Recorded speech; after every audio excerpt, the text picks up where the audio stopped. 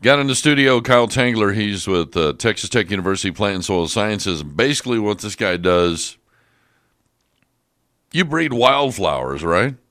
Yeah, what we do is we'll go scour the roadsides of Texas. We drive all over the place looking for really interesting plants that are just growing wild on their own, and then we'll collect seed from those. We'll grow those out. We'll select interesting characteristics out of that, and look for things that would look nice in a landscape, not just nice on the side of the road. So make them look a little more formal, tidy them up a little bit, and then get those on their way to being released to the public. No, so how do you do this, man? I mean,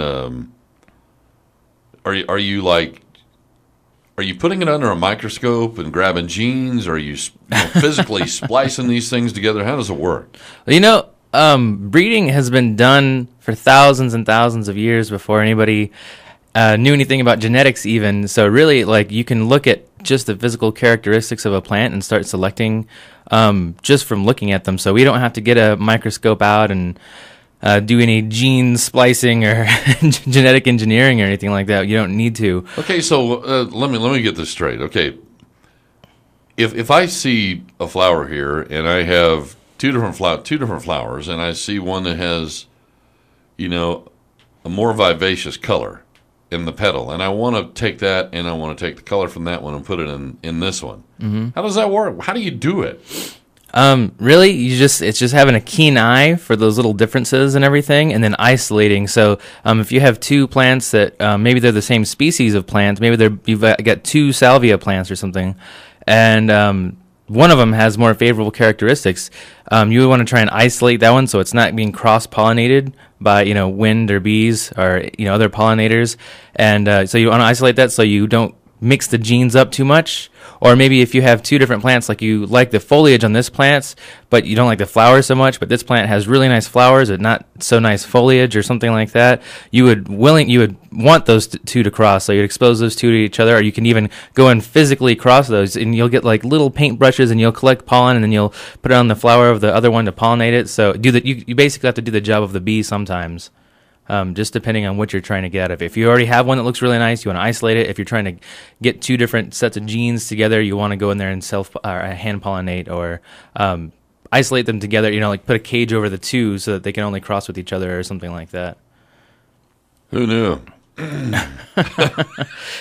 that's what little old grandmothers have been doing for eons. They grow a handful of tomatoes in their backyard, and the best you want to save the seeds for next year from the best tomatoes, and then after years and years, you've got a tomato it fits exactly what you're looking for your particular appetite and grows really well in your specific situation. I thought my grandma was doing all this tomato and chicken bone voodoo stuff in the backyard. But I guess it was real, huh? Oh, totally. Okay. Well, sorry, Grandma. Thought you were full of it, but okay. People are really interested in this stuff in landscape, okay, and wildflowers, and what are maybe some of the top 3, 4, 5 that are. Let me just kind of throw a few things out there, okay. People want it to be usually colorful, lush, fast growing, so they can get landscape gratification that is a little bit more immediate. So what are the plans that you're going to be looking at there? We just had that field day, and y'all were promoting on the radio out on Monday, and that's one thing I was paying attention to. What are the people that were out on the field day? What were they interested in looking at? And the thing that a lot of people really flocked around was the salvia.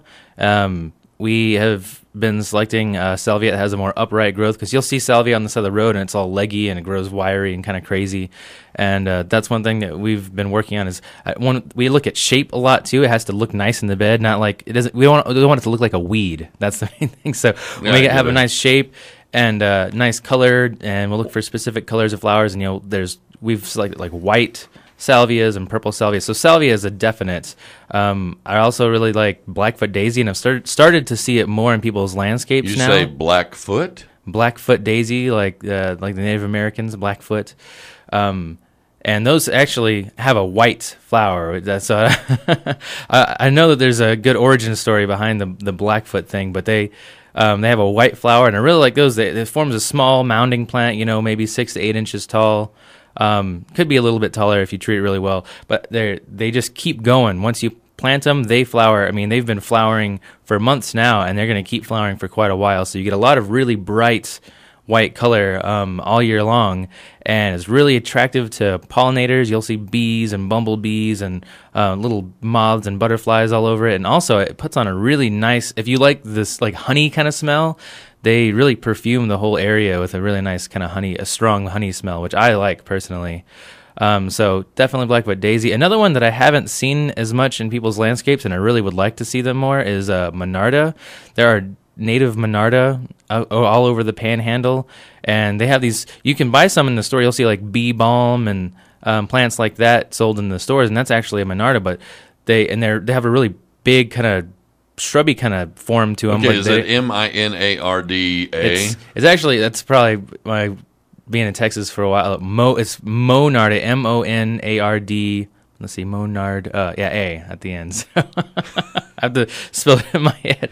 But they're really, really nice because they're native. They don't take a lot of water. They can take the heat, and you'll find white ones, and you can find purple ones, and everything in between, pretty much. And they have really nice spikes of flowers. A lot of the more popular ones, like the bee balm that you'll find in the stores, they'll have one really cool-looking flower, but there's only one. These they'll put on a whole spike, and you'll have like tiers of flowers, which is really neat. Huh. And they have they're pretty bright. You'll have you can find really dark purple ones, kind of light lavender ones. You can find all kinds of different colors, so they can really stand out in the landscape. Okay, so we're like the Monarda and there's another one called, is it Gallardia? Gallardia, yeah. And that's one, I think it's like really, I identify with Texas because driving through, across Texas, you see it carpeting the roadsides in a lot of areas, and you won't just see one or two of those. Usually you'll see like a mile of them when you're driving past them, and they're beautiful. And they have,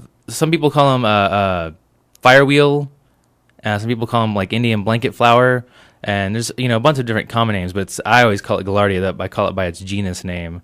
And you'll see it labeled as Gallardia, but those are really nice because the native ones take very little care.